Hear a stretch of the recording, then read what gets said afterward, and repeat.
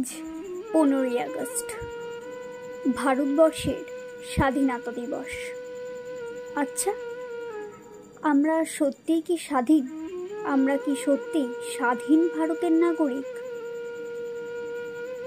যেখানে রক্ষকই ভক্ষক, সেই দেশে আমরা কি করে স্বাধীন ভারতের নাগরিক হিসেবে নিজেদের পরিচয় দেব, বলতে পারেন? আশা করি এই কথাটির কারণ সবাই বুঝতে পারছে। বিগত কিছুদিন যাবৎ যে মহিলা ডাক্তারের মৃত্যু হয়েছে, সেই মর্মান্তিক মৃত্যুর ঘটনায় গোটা দেশ আতঙ্কিত, মর্মাহত। আমরা বারংবার শুনি এদেশে নারী পুরুষ সকলের সমান অধিকার রয়েছে। তবে নারীদের কেন বারংবার অত্যাচারিত হতে হয়, বলতে পারেন?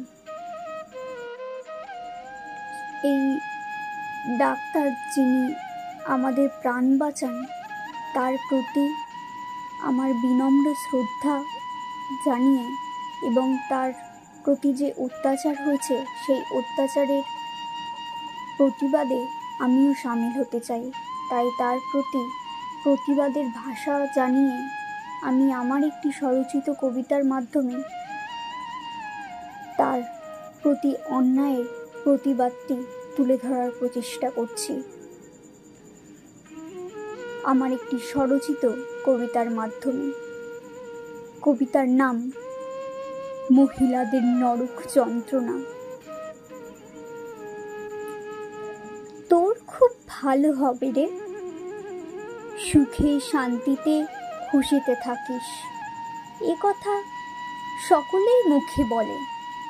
মিষ্টি কথায় ভুলিয়ে আদরের ছলে কুদৃষ্টির লোভ লালসার শিকারের কবলে। একাধারে যেই নারী রূপের পূজা করা হয় করজোড়ে, এই সমাজের পাশবিক পাষণ্ডরা সেই নারীদেরই ধর্ষণ করে। বিধ্বস্ত সেই নারীদের বিবস্ত্র নগ্ন হয়ে রাস্তায় চলতে বাধ্য করে। মহিলাদের এই নরক যন্ত্রণাতে দেশমাতাও ওঠে শিউরে। নারীদের এই হেনস্থায় নিজেদের বোনকে লজ্জা থেকে বাঁচাতে খুন হতে হয়েছে যে কত ভাইকে।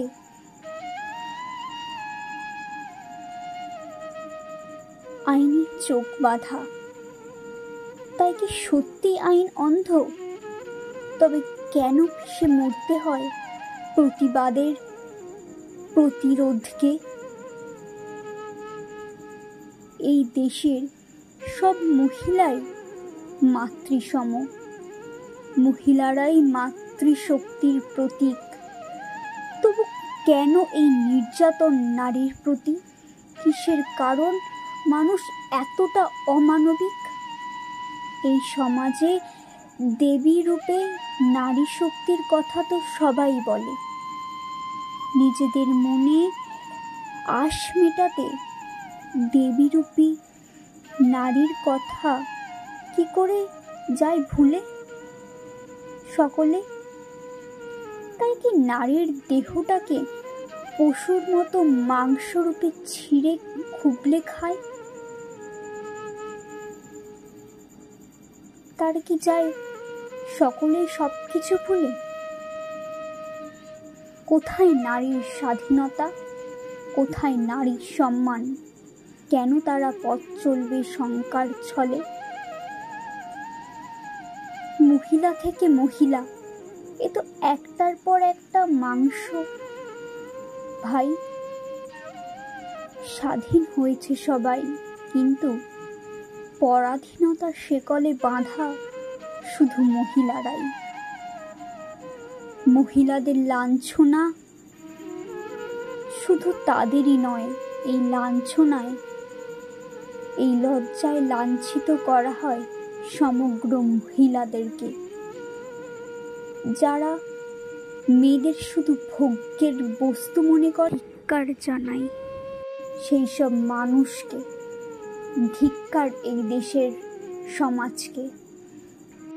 যেদিন নারীর উপর এই নির্যাতন বন্ধ হবে, সেদিন হবে প্রকৃত স্বাধীনতা। খুশি করা হবে ভারত মাতাকে।